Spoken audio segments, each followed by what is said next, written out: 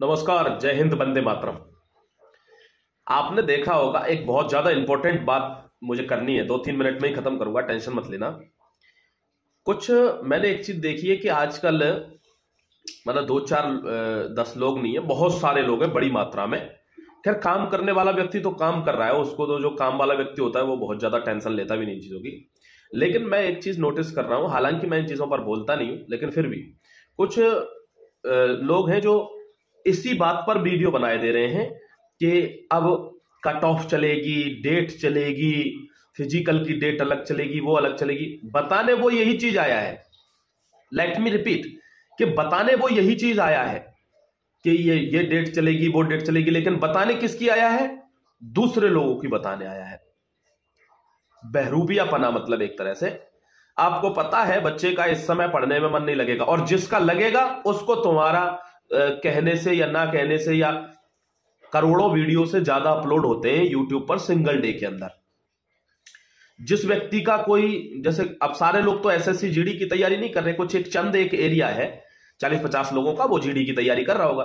कुछ लोग सिर्फ रेडियो ऑपरेटर की कर रहे हैं, कुछ लोग इंजीनियरिंग वाले होंगे, वो अपने इंजीनियरिंग एग्जाम्स की कर रहे होंगे, कुछ रेलवे वाले।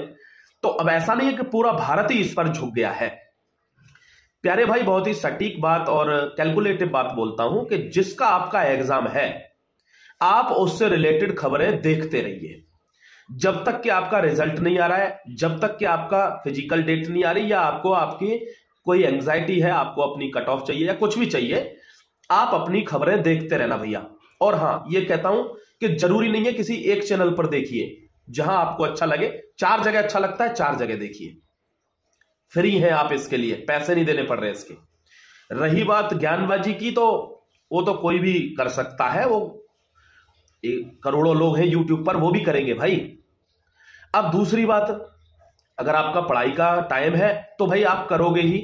मैं आपको कहूं नहीं प्यारे बच्चों आप पढ़िए, ये करिए तभी पढ़ोगे, ऐसा मुमकिन नहीं है। हर आदमी को अपना मरना जीना दिखता है, उसको पता है मेरे सामने कौन सा एग्जाम है, उसको पता है मेरे सामने कौन सा पेपर है, उसको पता है इस समय पर किसी को ज्वाइनिंग के लिए डेट, जैसे विधेल्ड वाले बच्चे दिल्ली पुलिस के, उनको यह देखना है कि मेरी ज्वाइनिंग की डेट कब है, मेरा डॉक्यूमेंट वेरिफिकेशन कब होगा। तो ज्ञानी बन के कमरे में बैठ के सिर्फ पढ़ता रहे क्या? बर्बाद हो जाएगा। कई सालों से ये प्रोसेस चल रही है, और इस तरीके के तत्व हर साल आते भी हैं इस टाइप के कि ये मत करिए, फलानी चीज ये कर लीजिए। अरे भैया, वो जानते हैं भाई, कम से कम 70 बच्चों को तो मैं जानता हूं जिनकी नौकरी सिर्फ इस वजह से रह गई कि वे ओवर स्मार्टनेस में समझ ही नहीं पाए कि कब मेरी डेट है, कब क्या नहीं है। इतने बड़े माहौल में जहां हर कोई बता रहा है कौन सी डेट को कहां जाना है, क्या होगा, क्या प्रोसेस है, उसमें भी बहुत से बच्चे तो पिछली बार के दिल्ली पुलिस के हैं जिनको अपनी मेडिकल की, जिनको अपनी फिजिकल की डेट पता नहीं चली। बाद में कह रहे सर मैं जा नहीं पाया, मेरे पास मेल नहीं आई, मेल नहीं आया। तो हर तरीके की कम्युनिटी भारत में है, 150 करोड़ लोग हैं, 1-2 आदमी नहीं। ठीक है, तो अपने विजडम का यूज करना है, और उसके अनुसार अभी क्या है, अभी ये ऐसा माहौल है कि आंसर की आ रही है। अब देखो, बहुत से लोग, आपको लाइव एग्जांपल देता हूं, बहुत से लोग अभी भी कह रहे हैं अरे कट ऑफ कैसे बन जाएगी, आंसर की तो अभी आई नहीं है। तो आएगी ना आंसर की, ये तो वो वाली बात होगी, अरे चंद्रमा पर कैसे चले जाएंगे, अभी तो चंद्रमा तो पता नहीं, हमने तो रास्ता ही नहीं देखा उसका। अबे कैलकुलेशन भी तो कोई चीज होती है, पुरानी सालों की कट ऑफ में भी तो आई हुई है। इस साल के पेपर का लेवल भी जिस बंदे ने एनालिसिस नहीं कराया है वो कहां से कट ऑफ बता देगा। हमने जीडी का एनालिसिस कराया, दिल्ली पुलिस का एनालिसिस कराया, बच्चों का लेवल ऑफ प्रिपरेशन दिखा, वहां पर नंबर दिखे कितने नंबर उनके हैं। आप कमेंट में 1000-2000 बच्चे लाइव रहते हैं, नंबर देखते हैं, आप लिखते हो लगातार। वही एक रेशियो चाहिए होता है कैलकुलेशन के लिए। आप सोचते होंगे जिसकी तरफ जनता हो जाएगी वो चुनाव जीतेगा, ऐसी बात नहीं है। चुनाव कैलकुलेशन से जीता जाता है। ऐसे ही जो कट ऑफ है वो कैलकुलेशन से बनती है प्यारे भाई। आपका डेटा किसी के पास सही डेटा, तो कुछ भी कचरा भी होता है, लेकिन सही डेटा यानी एक जेन्युइन डेटा होगा, वहां से आपकी कट ऑफ निकल कर आती है। हर चीज का प्रेडिक्शन होता है, प्रेडिक्शन के अनुसार चीजें चलती हैं। तो आपको यह ध्यान रखना है कि मुझे क्या देखना है, क्या मुझे इग्नोर करना है, यह भी चीज ध्यान रखनी।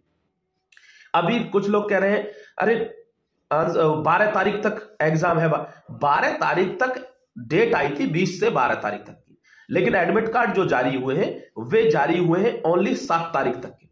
अगर 7 तारीख के बाद किसी का एग्जाम हुआ है तो वो कहीं से, अभी हमें तो मिला नहीं है, नहीं तो कोई कमेंट वमेंट कर देता है, 1-2 बच्चा, किसी ने कमेंट नहीं किया है, इसका मतलब एग्जाम 7 तक ही फिनिश हो गया है।